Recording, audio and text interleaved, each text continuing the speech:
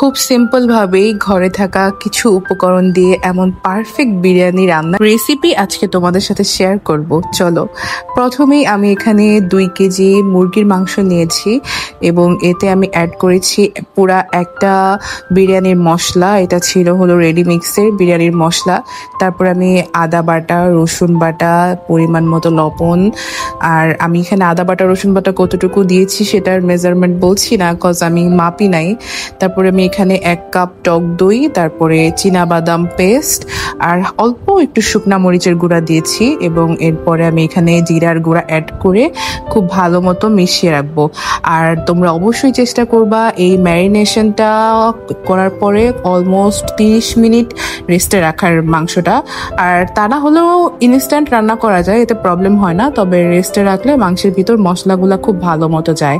তারপর আমি এখানে অল্প একটু বেরেস্তা ভেজে নিয়েছিলাম বিরিয়ানি লাস্টে অ্যাড করার জন্য। তারপর আমি এখানে বেশ খানিকটা সাদা তেলে বেশ খানিকটা পেঁয়াজ দিয়ে আমি ভালো মতো পেঁয়াজটা ভাজা ভাজা করে নিয়েছি।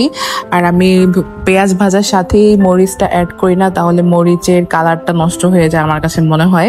তাই মরিচটা আমি পরে অ্যাড করি যখন পেঁয়াজটা ভাজা হয়ে যায়। তারপর মরিচটা অ্যাড করে দেন আমি মাংসটা দিয়ে দিই। আর মাংস দিয়েই অলমোস্ট আমার 30 মিনিট 25 থেকে 30 মিনিটের মতো লাগে মাংসটা ফুল কষানো হয়ে যেতে।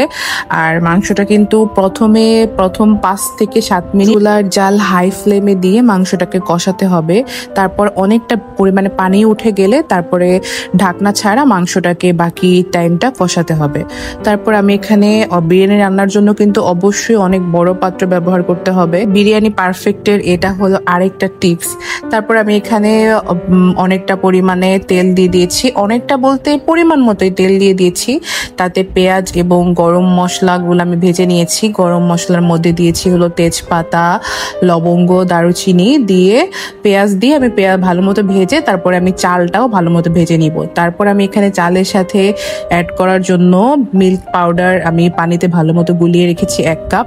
আর আমি এখানে 5.5 কাপ চালের সাথে নিয়েছি হলো মানে অলমোস্ট 10 কাপ পানি।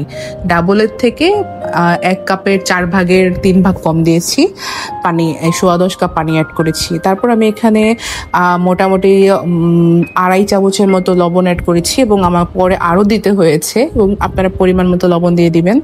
তারপর পানিটা শুকিয়ে আসলে কাঁচা মরিচ আর সেই গুলে রাখা দুধটা অ্যাড করে দেন আমরা মাংসটা অ্যাড করে দিব। আর সব থেকে কঠিন লাগে আমার এই পার্টটা, যে মাংসর সাথে বিরিয়ানির চালটা ভালো মতো মিক্সড, এই মিক্সটা না হলে কিন্তু রান্নার পরে ভাতটা দলা দলা থেকে যায়, পোলাওটা, এটা আমার কাছে ভালো লাগে না।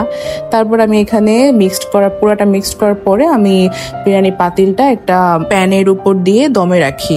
আর তারপর দমে রাখার পর আমি প্যানটা মানে অলমোস্ট 15 মিনিটের মতো দমে রাখি, তারপর অফ করে দিই। আর শেষে যখন হয়ে যায় তারপর আমি ঢাকনাটা খুলে অনেকটা পরিমাণে ঘি অ্যাড করি। আর ঘিটা কিন্তু অবশ্যই লাস্টে অ্যাড করতে হবে, তাহলেই কিন্তু ফ্লেভারটা ভালো আসবে। আর ঘি দেওয়ার পরে দেন আমি বেরেস্তা বানিয়ে রেখেছিলাম সেই বেরেস্তাটা অ্যাড করি। আর এই হলো আমার বিরিয়ানির ফাইনাল লুক। আর বিরিয়ানিটা দেখতেই পারতেছো কতটা পারফেক্ট হয়েছে, একদম ঝরঝরা হয়েছে।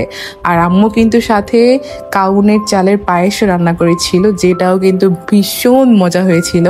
আর বিরিয়ানির সাথে আমি সালাদ নিয়ে নিয়েছি, শসা, লেবু।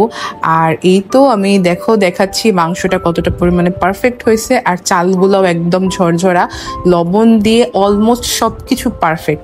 আর প্রচন্ড গরম ছিল, আমি ধরতেই পারতেছিলাম না, কিন্তু এতটা মজা হয়েছে সবকিছু। আর আম্মুর পায়েসের তো লাজবাব, মানে এর কোনো জবাব নেই।